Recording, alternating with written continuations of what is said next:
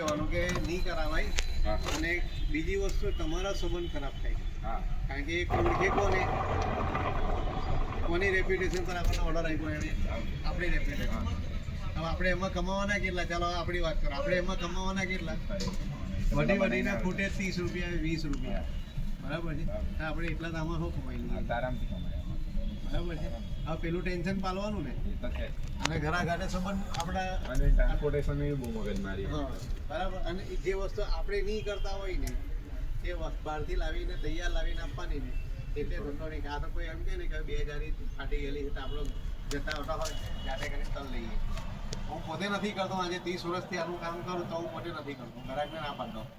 પછી ગ્રાહક બીજે કરાવે ને એ એનો લૂંટ આઉટ છે આપણે એની જો સંબંધ નથી બગાડવો